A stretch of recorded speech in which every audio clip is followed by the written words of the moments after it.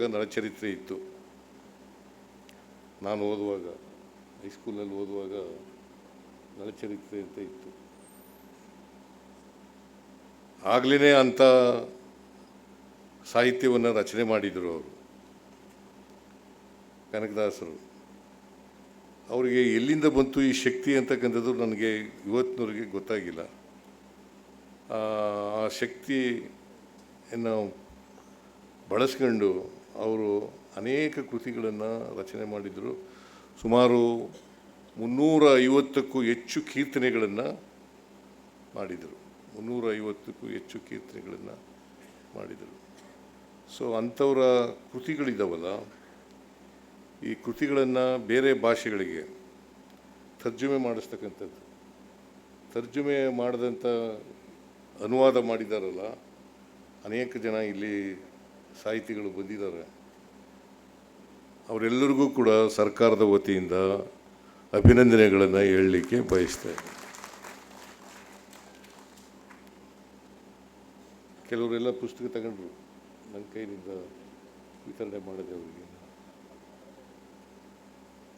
ಇಂಥ ಕೆಲಸ ಇದೊಂದೇ ಅಂತಲ್ಲ, ಬೇರೆ ಯಾವುದೇ ಕನ್ನಡ ಮತ್ತು ಸಂಸ್ಕೃತಿ ಇಲಾಖೆ ಈ ಥರದ ಕೆಲಸ ಮಾಡಿದ್ರೆ ಅದಕ್ಕೆ ಸರ್ಕಾರದ ವತಿಯಿಂದ ಎಲ್ಲ ಸಹಾಯವನ್ನು ಮಾಡ್ತಕ್ಕಂಥ ಕೆಲಸವನ್ನು ಮಾಡ್ತೇನೆ ಅಂತಕ್ಕಂಥ ಮಾತುಗಳನ್ನು ಈ ಸಂದರ್ಭದಲ್ಲಿ ಹೇಳಲಿಕ್ಕೆ ಬಯಸ್ತೇನೆ. ಕನಕದಾಸರ ಕೀರ್ತನೆಗಳು, ಮುಂಡಿಗೆಗಳು, ಅವರ ಕೃತಿಗಳನ್ನು ಬೇರೆ ಭಾಷೆಗೆ ತರ್ಜುಮೆ ಮಾಡೋದು ಸುಲಭದ ಕೆಲಸ ಅಲ್ಲ. ಇದು ಒಂದು ಸವಾಲು ಕೆಲಸನೇ. ಇದನ್ನು ನೀವು ಮಾಡಿದ್ದೀರಲ್ಲ, ಅನುವಾದ ಮಾಡಿದ್ದೀರಲ್ಲ, ನಿಮ್ಮೆಲ್ಲರಿಗೂ ಕೂಡ ಧನ್ಯವಾದಗಳನ್ನು ಈ ಸಂದರ್ಭದಲ್ಲಿ ಹೇಳಲಿಕ್ಕೆ, ಕೃತಜ್ಞತೆಗಳನ್ನು ಹೇಳಲಿಕ್ಕೆ ಬಯಸ್ತೇನೆ. ಸುಲಭದ ಕೆಲಸ ಅಲ್ಲ.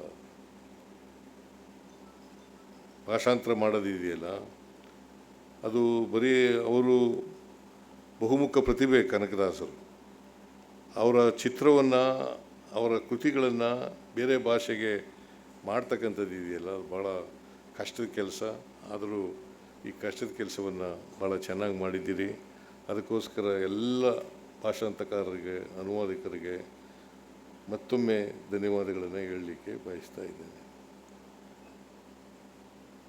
ಕನಕದಾಸರ ಬಗ್ಗೆ ಮಾತಾಡ್ತಾ ಹೋದರೆ ಅದು ಸಮಯ ಸಾಕಾಗೋದಿಲ್ಲ.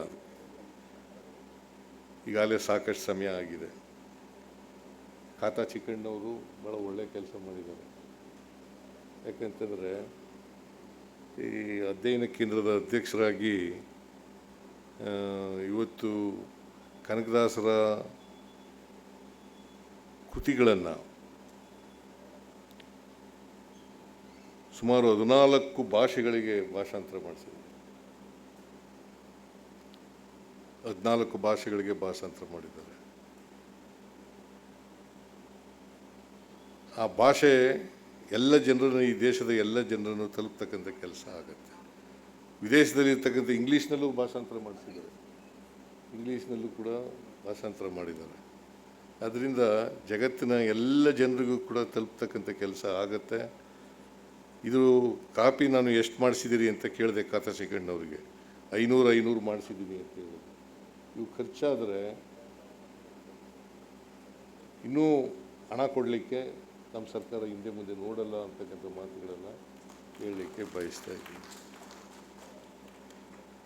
ಇವು ಖರ್ಚಾದರೆ ಈಗ ಲೈಬ್ರರಿಗೂ ಇರ್ತಕ್ಕಂಥ ಕೆಲಸ ಆಗುತ್ತೆ. ಆ ಲೈಬ್ರರಿ ಆದಮೇಲೂ ಕೂಡ ಕಾಪಿಗಳು ಖರ್ಚಾದರೆ ಅದಕ್ಕೂ ಕೂಡ ಹಣ ಕೊಡ್ತಕ್ಕಂಥ ಕೆಲಸವನ್ನು ಸರ್ಕಾರ ಮಾಡ್ತದೆ ಅಂತಕ್ಕಂಥ ಮಾತುಗಳನ್ನು ಈ ಸಂದರ್ಭದಲ್ಲಿ ಹೇಳಲಿಕ್ಕೆ ಬಯಸ್ತಾ ಇದ್ದೇನೆ. ಅದರಿಂದ ಅಧ್ಯಯನ ಕೇಂದ್ರ ಭಾಳ ಒಳ್ಳೆಯ ಕೆಲಸ ಮಾಡಿದೆ ಅಂತಕ್ಕಂಥ ಮಾತುಗಳನ್ನು ಈ ಸಂದರ್ಭದಲ್ಲಿ ಹೇಳ್ತಾ, ಖಾತಾ ಚಿಕ್ಕಣ್ಣವ್ರಿಗೂ ಕೂಡ ಧನ್ಯವಾದಗಳನ್ನು ಈ ಸಂದರ್ಭದಲ್ಲಿ ಹೇಳಲಿಕ್ಕೆ ಬಯಸ್ತಾ ಇದ್ದೇನೆ.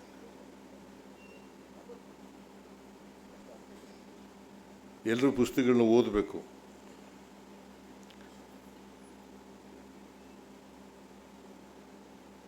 ಕನಕದಾಸರ ಬಗ್ಗೆ ತಿಳ್ಕೊಳ್ತಕ್ಕಂಥದ್ದು ಅತ್ಯಂತ ಅವಶ್ಯ.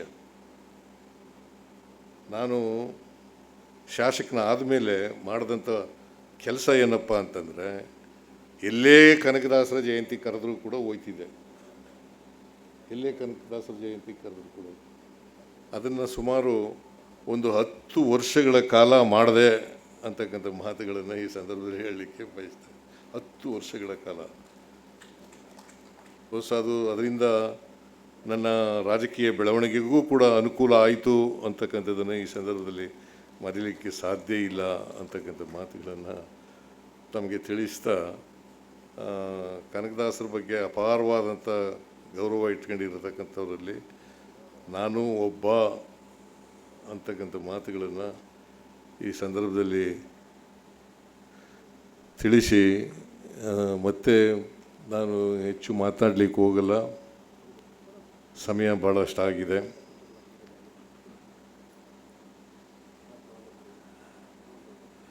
ಮತ್ತೊಮ್ಮೆ ಕಾತಾ ಚಿಕ್ಕಣ್ಣವರಿಗೆ ಮತ್ತು ಎಲ್ಲ ಅನುವಾದಕರಿಗೆ ಕೃತಜ್ಞತೆಗಳನ್ನು ಹೇಳಿ, ನೀವು ಭಾಗವಹಿಸಿರ್ತಕ್ಕಂಥ ಜನರು ಇಷ್ಟೊತ್ತಾದರೂ ಕೂಡ ಕೂತ್ಕೊಂಡಿದ್ದೀರಲ್ಲ ತಾಳ್ಮೆಯಿಂದ. ಹಿರಿಯ ಸಾಹಿತಿಗಳು ರಾಮಕೃಷ್ಣ ಅವರು ಕೂತಿದ್ದಾರೆ, ಆಮೇಲೆ ನಮ್ಮ